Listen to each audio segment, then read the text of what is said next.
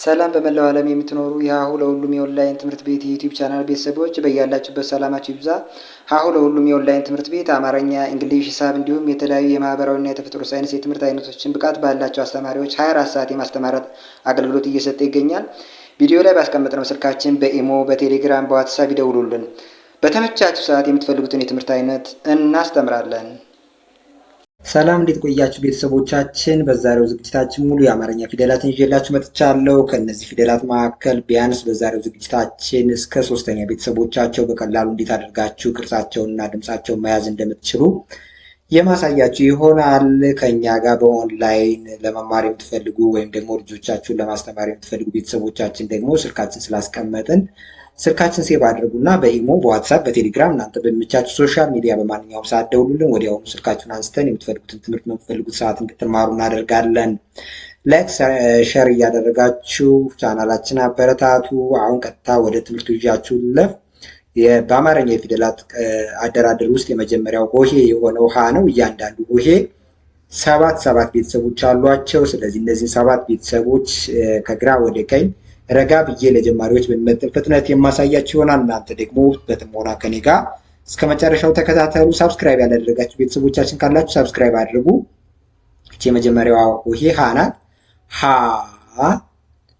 ሁ፣ ሂ፣ ሃ፣ ሄ፣ ህ፣ ሆ። ከዛ ይቺ ደግሞ ለ፣ ሉ፣ ሊ፣ ላ፣ ሌ፣ ል፣ ሎ። ይቺ ሀ፣ ሁ፣ ሂ፣ ሃ፣ ሄ፣ ህ፣ ሆ።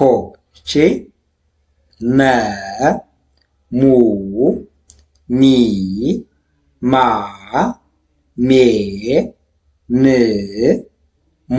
ይቺ ደግሞ ሰ፣ ሱ፣ ሲ፣ ሳ፣ ሴ፣ ስ፣ ሶ። ይቺ ረ፣ ሩ፣ ሪ፣ ራ፣ ሬ፣ ር፣ ሮ። ይችን ደግሞ እንደገና ሰ፣ ሱ፣ ሲ፣ ሳ፣ ሴ፣ ስ፣ ሶ። አሁን እነዚህ እያንዳንዱ ሆሄያት ከግራ ወደ ቀኝ ስንጠራ ስቆጥሯቸው 7 ሆሄያት ይሆናሉ። ከነዚህ ውስጥ ቢያንስ እናንተ አማርኛ ፊደላትን ለማጥናት ስትሞክሩ በቀላሉ ልትይዟቸው የምትችሉት 3ቱን ቤተሰቦቻቸውን ነው። ያ ማለት የመጀመሪያ ሆሄያትን የግድ ትይዛላችሁ። ምክንያቱም አማርኛ ፊደላትን ለማጥናት የመጀመሪያ ሆሄያትን መሰረት አድርጎ ነው 7ቱም ሆሄያቶች ቅርጻቸውን እየቀያየሩ የሚሄዱት። ይህንን የመጀመሪያ ሆሄያት ከያዛችሁ በኋላ ሁለተኛ ሆሄያትን እንዴት ትለያላችሁ፣ ሶስተኛ ሆሄያትን እንዴት ትለያላችሁ የሚለውን ደግሞ ላሳያችሁ። መጀመሪያ ግን ይቺንን ለምሳሌ የመጀመሪያው ሆሄ የአማርኛ ሆሄ ሀ ነው። ሀ። ከዛ ይቺ ደግሞ ለ፣ ይቺ ሀ፣ ይቺ መ፣ ይቺ ደግሞ ሰ፣ ይቺ ረ፣ ይቺ ደግሞ ሰ። እነዚህን ሆሄያትና እስከ መጨረሻው ያሉትን ሆሄያት የመጀመሪያዎቹን እየጻፋችሁ እየደጋገማችሁ እየጠራችሁ በደንብ ቅርጻቸውንም ድምጻቸውንም በደንብ ትይዛላችሁ። ከዛ በኋላ ከነዚህ መጀመሪያ ሆሄያት ላይ ከጎናቸው ላይ አግድም መስመር ብትጨምሩባቸው ምንድነው የሚሆኑት? ሁለተኛ የፊደላቱ ሁለተኛ ሆሄ ይሆናሉ። ለምሳሌ ይህ ሀ ነው፣ ወይም ደግሞ ሀሌታ ውሃ በመባል የሚታወቀው የአማርኛ ፊደል ነው። እንግዲህ በአማርኛ ፊደላት ያደራደር ውስጥ 3 ሀ የሚባሉ ተመሳሳይ ድምጽ ያላቸው ፊደሎች አሉ። የመጀመሪያው ይሄ ነው። ሁለተኛው እዚህ ጋር አለ። ይህ ሐመር ውሃ በመባል ይታወቃል። ስለዚህ እያንዳንዱ ሆሄ ተጽፎና ከዚህ ከእያንዳንዱ ሆሄ ላይ ከጎኑ ላይ አግድም መስመር መጨመር። ያ ማለት ከሀ ላይ ከዚህ ጋር ላይ አግድም መስመር ሲጨምሩበት ይሄ ይሆናል ቅርጹ ማለት ነው። ይሄ የምታዩት ፊደል ይሆናል። ስለዚህ ይሄ ሁ ይሆናል። የሀ ሁለተኛው ሆሄ። እዚህ ጋር ላይ ደግሞ እንደገና አግድም መስመር ሲጨምሩበት ይሄ ይሆናል ቅርጹ። ይሄ ደግሞ ማን ይሆናል? ሉ። የለ ሁለተኛው ፊደል ማለት ነው። ሉ ይሆናል። ይሄኛው ሐመር ውሃ ነው፣ ወይም ደግሞ ሁለተኛው ሀ ማለት ነው። ተመሳሳይ ድምፅ ነው ያለው ከዚህኛው ጋር። ይህንንም እንደዚሁ ከጎኑ ላይ አግድም መስመር ብትጨምሩበት የዚህኛው ሀ ሁለተኛው ሆሄ ሁ የሚባለው ይሆናል ማለት ነው። ስለዚህ ሁ ጻፋችሁ ማለት ነው በቀላሉ። ይሄኛው መ ነው የሚባለው። ይህንን መያዝ አለባችሁ። ከዚህ ጋር ላይ ደግሞ ከጎኑ ላይ አግድም መስመር ብትጨምሩበት የመ ሁለተኛ ሆሄው ይሄ ነው። ይሄ ማን ይባላል? ሙ። ስለዚህ በቀላሉ የመጀመሪያ ሆሄያትን ያዛችሁ። ከዛ በኋላ በተመሳሳይ ሁኔታ ከእያንዳንዱ ፊደል ላይ ከጎኑ ላይ አግድም መስመር መጨመር ሁለተኛ ሆሄውን በቀላሉ መጻፍ ቻላችሁ ማለት ነው። ይሄ ሰ ይባላል፣ ወይም ንጉሱ ሰ በመባል ነው የሚታወቀው። ሁለት ሰ ነው ያለው በአማርኛ ፊደል ውስጥ ተመሳሳይ ድምፅ ያለው በቅርጽ የሚለያይ ማለት ነው። ስለዚህ ይህ ሰ ነው። ከዚህ ፊደል ላይ ከጎኑ ላይ ሲጨምሩበት ይህን ቅርጽ ታገኛላችሁ። ከጎኑ ላይ ተጨማሪ መስመር ሲጨምሩበት። ስለዚህ ይህ ፊደል ደግሞ ማን ነው የሚባለው? ሱ። የዚህኛው ሰ ሁለተኛው ሆሄ ማለት ነው። ስለዚህ ይሄኛው ደግሞ ረ ይባላል። ይሄኛው ከሌሎች ሆሄዎች የተወሰነ ለየት ይላል። ያ ማለት የሚለየው ከሌሎቹ ተመሳሳይ ናቸው ማለት ሳይሆን ቅርጽ አቀያየሩ ከሌሎቹ ሆሄያት የተለየ ነው።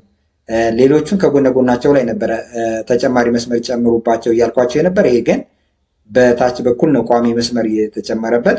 ስለዚህ ይሄ ይሆናል። ከዚህ ጋር ላይ ቋሚ መስመር ቢጨምሩበት ከዚህ ፊደል ላይ ይሄ ይሆናል ቅርጹ። ይሄ ደግሞ ማን ነው የሚባለው? የረ ሁለተኛ ሆሄ ማን ይባላል? ሩ ነው የሚባለው። ይሄ ደግሞ ሳቱ ሰ በመባል የሚታወቀው የአማርኛ ፊደል ነው። ሁለተኛው ሰ ማለት ነው። ስለዚህ ይህን ሰ በደንብ ትጽፉና ከጎኑ ላይ አግድም መስመር ትጨምሩበታላችሁ እንደ ሌሎቹ ስናያቸው እንደነበሩ ሆሄያት። ስለዚህ ሱ ይሆናል። ይህ ቅርጽ ይኖረውና ሱ ይሆናል። ሶስተኛ ሆሄያት ጋር ስንሄድ ከሁለተኛ ሆሄያት ላይ ጎናቸው ላይ መሀል ጎናቸው ላይ አግድም መስመር ነበር የምትጨምሩት። እሱ ከአግድም መስመር የምትጨምሩት ይቀርና ከእግራቸው ላይ ይሆናል ማለት ነው የምትጨምሩት።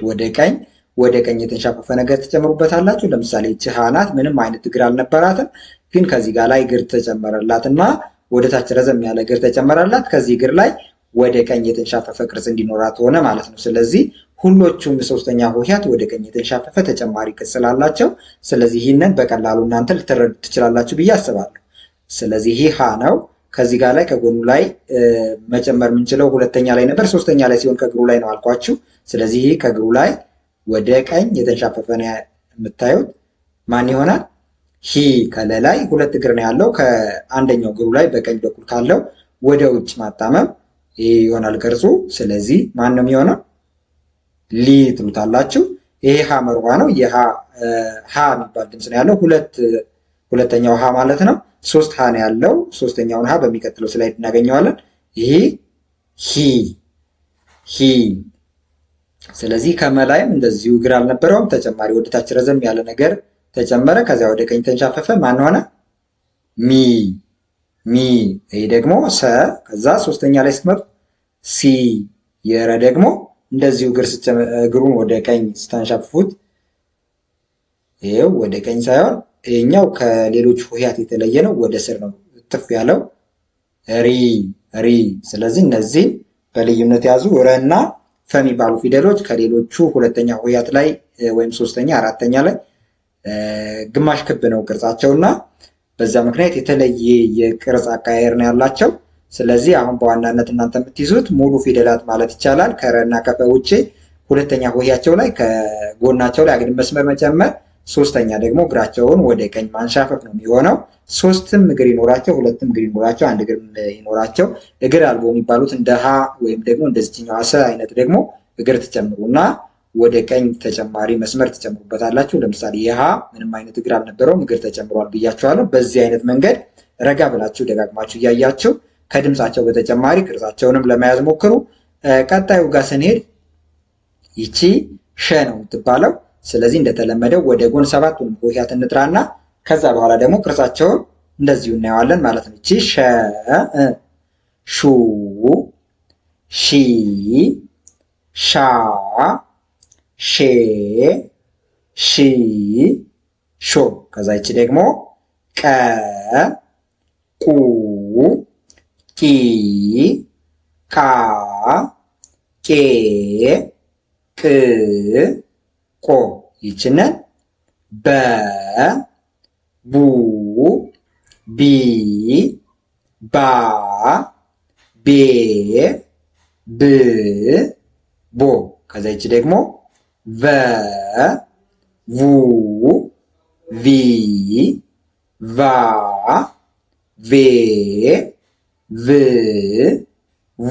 ይቺ ተ፣ ቱ፣ ፒ ታ ቴ ት ቶ። ይቺ ደግሞ ቸ ቹ ቺ ቻ ቼ ቺ ቾ። ይቺ ሃ ሁ ሂ ሃ ሄ ህ ሆ። እነዚህ ሁሎችም ፊደሎች 7 ሆሄያት አላቸው። በዚህ መንገድ ትጠራላችሁ። ድምፃቸውን በዚህ መንገድ እየጠራችሁ ትለማመዳላችሁ። ቅርጻቸውን ለመያዝ ስትሞክሩ ደግሞ ቢያንስ በመጀመሪያው ቀን የመጀመሪያ ሆሄያትን ትይዛላችሁ። የመጀመሪያ ሆሄያትን ያ ማለት ይቺ ሸ ነች። በጥሞና ትጽፏታላችሁ። እየደጋገማችሁ እየጠራችሁ ትለማመዳላችሁ። ሸ።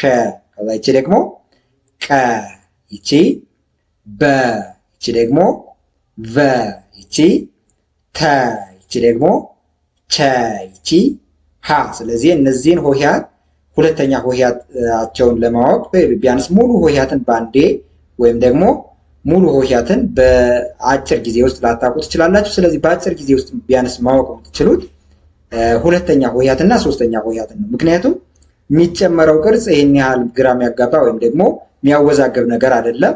ሁለተኛ ሆሄያትን ለማወቅ ቀጥታ የመጀመሪያ ሆሄያትን ታውቁና ከጎነ ጎናቸው ላይ አግድም አግድም መስመር መጨመር ነው የሚጠበቅባችሁ። ስለዚህ በቀላሉ በዛ መንገድ ታውቋቸዋላችሁ ማለት ነው። ይቺ ሸ ናት ብያቸዋለሁ። ከሸ ላይ ከጎኗ ላይ ሲጨምሩባት ማን ነው የሚሆነው?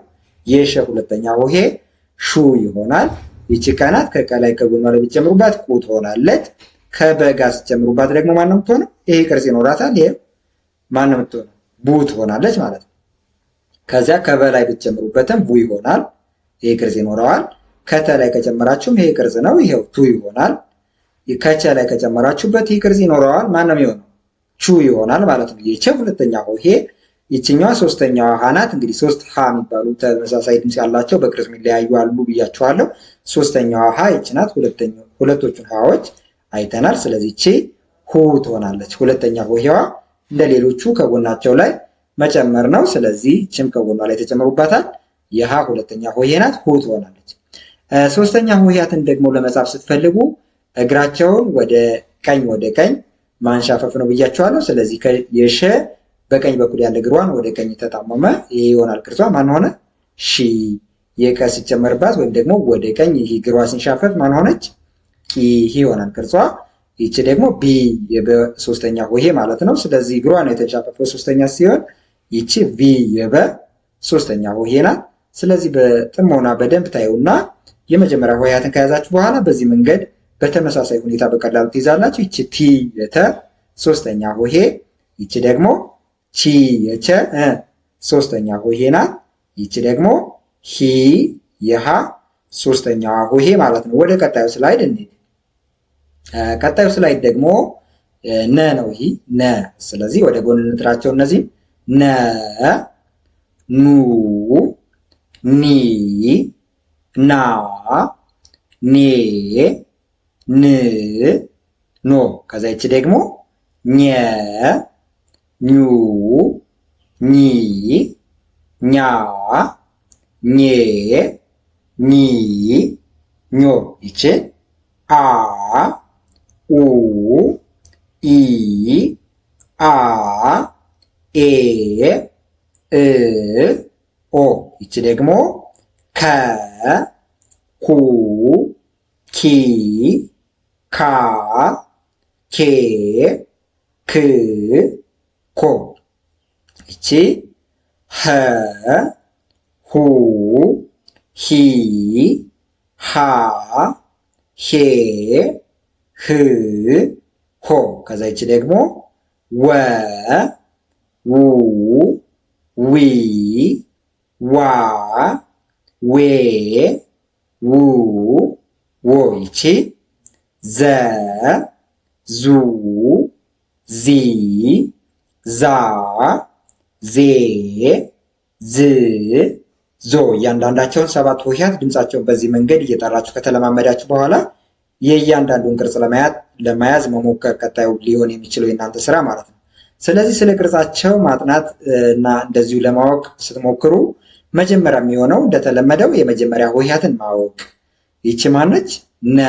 ይቺ ደግሞ ኘ፣ ይቺ አ፣ ይቺ ደግሞ ከ፣ ይቺ ሀ፣ ይችኛዋ ወ፣ ይቺ ደግሞ ዘ ናት። ስለዚህ እነዚህ ሆሄያት ላይ ምን አድርጉ ነው ያልኳችሁ? ሁለተኛ ሆሄያትን ለመጻፍ ከጎናቸው ላይ አግድም መስመር መጨመር፣ ከጎናቸው ላይ አግድም መስመር መጨመር። ከነ ፊደል ላይ ከጎኑ ላይ ብትጨምሩበት ምንድን ነው የሚሆነው? ቅርጽ ይሄ ቅርጽ ይኖረዋል ማለት ነው።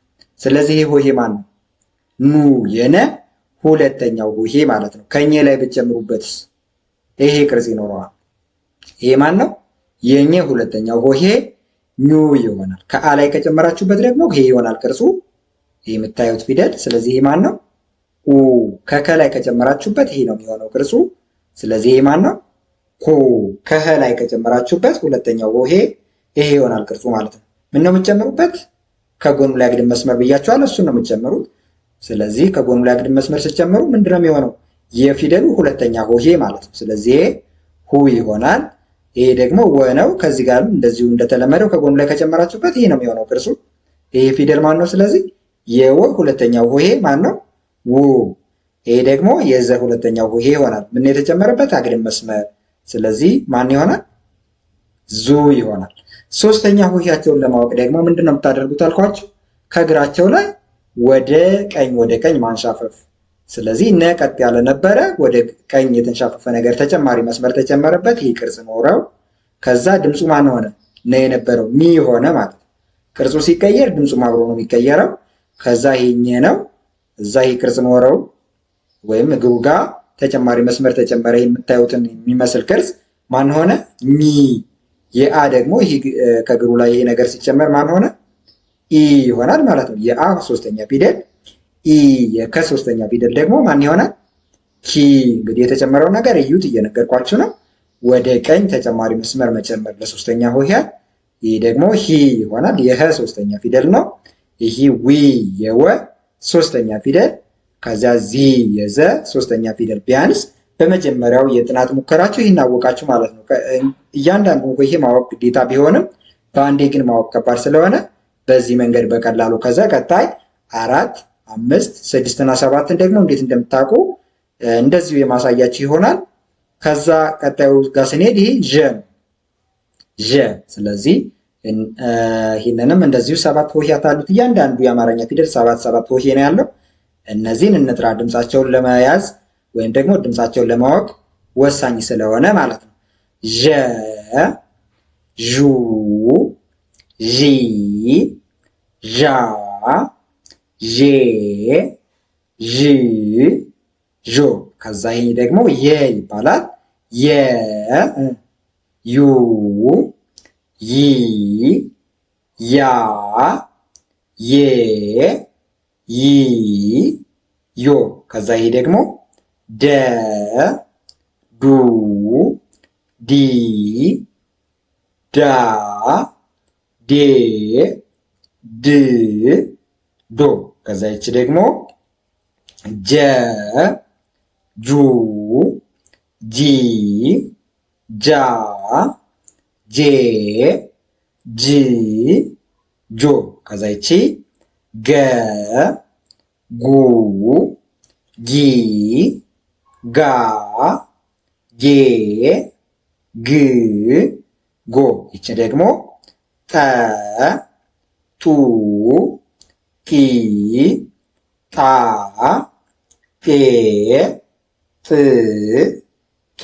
ከዛ ይቺ ጨ፣ ጩ፣ ጪ፣ ጫ፣ ጬ፣ ጭ፣ ጮ። ይህንን አይነት አጠራር ብዙዎቻችሁ የምትችሉትና የሚቀላችሁ ነገር ነው። ከግራ ወደ ቀኝ መጥራት ብዙዎቻችሁ ትችላላችሁ፣ ግን ቅርጻቸውን ማወቅ ነው ብዙዎቻችሁ የሚከብዳችሁ። ስለዚህ ቅርጻቸውን ለማወቅ ደግሞ መጀመሪያ ማድረግ ያለባቸው እንደተለመደው ከመጥራት በተጨማሪ ቅርጻቸውን የመጀመሪያ ሆሄያትን በደንብ ማወቅ። ለምሳሌ ይሄ ዠ ነው፣ ዠ። ከዛ ይሄ ደግሞ የ፣ ይሄ ደ፣ ይሄ ደግሞ ጀ፣ ይሄ ገ፣ ይሄ ጠ፣ ይሄ ደግሞ ጨ። ስለዚህ እያንዳንዱ ፊደል ከመጥራት በተጨማሪ እየጻፋችሁ በመለማመጃ ደብተራችሁ እየጻፋችሁ እየደጋገማችሁ እየጻፋችሁ አንዴ ቢያስቸግራችሁ ቅርጹን ለመጻፍ አንዴ ቢያስቸግራችሁ ደግማችሁ እየሞከራችሁ ቅርጻቸውን በደንብ መለማመድ። ከዛ እነዚህን የመጀመሪያ ሆሄያት ያዛችሁ እንበል። ከዛ እነዚህን ከያዛችሁ በኋላ ሁለተኛ ሆሄያትን ለመያዝ ደግሞ ይህን የመጀመሪያ ሆሄያትን መጻፍ ለምዳችኋል። ይህን የመጀመሪያ ሆሄያት ትጽፉና ከጻፋችሁት ፊደል ላይ ከጎኑ ላይ ተጨማሪ መስመር አግድም መስመር ትጨምሩበታላችሁ። ለምሳሌ ከዠ ላይ አግድም መስመር ከጎኑ ላይ ሲጨምሩበት ይህን የመሰለ ቅርጽ ያለው ፊደል ትጽፋላችሁ ማለት ነው። ማን ሆነ? የዠ ሁለተኛው ሆሄ ማን ነው? ዡ ይሆናል። ከየ ላይ ደግሞ እንደዚሁ ብትጨምሩበት ይህን ጽፋችሁ ይህ ይሆናል ቅርጹ። ማን ነው የሚሆነው? ዩ። ከደ ላይ ሲጨምሩበት ይህ ይሆናል ቅርጹ። ማን ነው የሚሆነው? ይህ ፊደል ዱ። የጀ ሁለተኛ ሆሄ ደግሞ ጁ ነው። ይህን ይሆናል ቅርጹ ማለት ነው። ጁ። ከገ ላይ ሲጨምሩበት ይህ ይሆናል ቅርጹ። ስለዚህ ማን ሆነ? ጉ። ከጠ ላይ ሲጨመርበት ደግሞ ይህን ይሆናል ቅርጹ። ይሄ አግድም መስመር ሲጨመር ማለት ነው። ማን ሆነ? ጡ። ከጨ ላይ ሲጨምሩበት ማን ነው የሚሆነው? ጩ ይሆናል ማለት ነው። ስለዚህ በቀላሉ የመጀመሪያ ሆሄያትን ያዛችሁ። ከዚህ ተለማምዳችሁ ከያዛችሁት ሆሄ ላይ ከጎኑ ላይ አግድም መስመር ሲጨምሩበት የዛ የጻፋችሁት ሆሄ ሁለተኛው ሆሄ ጻፋችሁ ማለት ነው። ስለዚህ ቅርጹን በዚህ መንገድ በቀላሉ ለመያዝ ሞክሩ። የዠ ሶስተኛ ሆሄ ሲሆን ወይም ደግሞ ሶስተኛ ሆሄ ላይ ምንድነው የምታደርጉት ያልኳችሁ? ከእግራቸው ላይ ወደ ቀኝ መጨመር ተጨማሪ መስመር ወይም ማንሻፈፍ ነው። ዠ ላይ የቀኝ እግሩ ላይ ወደ ቀኝ ስታንሻፍፉ ይሆናል ቅርጹ። ማን ይሆናል? ዢ። ከየ ላይ ደግሞ ወደ ቀኝ አይደለም የሚጨመረው። ይሄ ኤክሴፕሽናል ወይም ደግሞ በልዩነት ልታዩት የሚገባው ፊደል ነው። የምታዩት ከየ ላይ ከጎኑ ላይ አግድም መስመር ቀጥ ያለ መስመር ነው የተጨመረው። ሶስተኛ ሆሄው ግን ጠመዝማዛ ወይም ደግሞ የተጣመመ ነገር ነው የተጨመረው። ስለዚህ በጥንቃቄ እዩትና ከሌሎች ሆሄዎች የተለየ ነው ይሄ። ስለዚህ ያ ማለት ሁሎቹም ተመሳሳይ ናቸው ለማለት ሳይሆን ቅርጹን የቀየረበት መንገድ ከአንደኛ ወደ ሶስተኛ ቅርጹን ሲቀይር፣ ሌሎቹ ከእግራቸው ላይ ወደ ቀኝ የተንሻፈፈ ሲጨምሩ፣ ይህ ግን ከጎኑ ላይ ነው የተጨማሪ ጠመዝመዝ ያለ ወይም ደግሞ የምታዩትን አይነት ቅርጽ የጨመረው ማለት ነው። የደ ሶስተኛ ሆሄ ግን እንደ ሌሎቹ በተመሳሳይ ሁኔታ ከቀኝ እግሩ ላይ ወደ ውጭ ወይም ደግሞ ወደ ቀኝ ማጣመም ወይም ደግሞ ይህን መስመር መጨመር ነው። የጀ ጂ ይሆናል። ይህ ቅርጽ ይኖረዋል ማለት ነው። ከቀኝ እግሩ ላይ ሲጨምሩበት ማን ይሆናል? ጂ። የገ ደግሞ ይህ ቅርጽ ይኖረዋል። ከእግሩ ላይ ሲጨምሩበት ማን ይሆናል? ጊ። የጠ ጢ፣ የጨ ደግሞ ጪ። ስለዚህ ሶስተኛ ሆሄያትን ከእግራቸው ላይ ወደ ቀኝ የተጨማሪ መስመር መጨመር ነው። ለሁለተኛዎቹ ደግሞ ምንድነው አድርጉ ያልኳችሁ? ከጎናቸው ላይ ጨምሩባቸው ነው ያልኳችሁ። ቀጣዩ ስላይድ ጋር እንሂድ። ቀጣዩ ጰ ነው ይህ ፊደል። ስለዚህ ይህም እንደ ሌሎቹ የአማርኛ ሆሄያት 7 ቤተሰቦች አሉት ወይም ደግሞ 7 የተለያዩ ሆሄያት ቅርጽ ያሉት ቤተሰቦች ነው ያሉት። ይህ የመጀመሪያው ጰ ነው። ቀጣዩ እንግዲህ 7ቱንም እየጠራን አብረን እንያቸው። ጰ፣ ጱ፣ ጲ፣ ጳ፣ ጴ፣ ጵ፣ ጶ። ከዛ ይሄ ደግሞ ጸ፣ ጹ፣ ጺ፣ ጻ፣ ጼ፣ ጽ፣ ጾ። ይሄ አ፣ ኡ፣ ኢ፣ አ፣ ኤ፣ እ፣ ኦ። ከዛ ይሄ ደግሞ ፈ፣ ፉ፣ ፊ፣ ፋ፣ ፌ፣ ፍ፣ ፎ።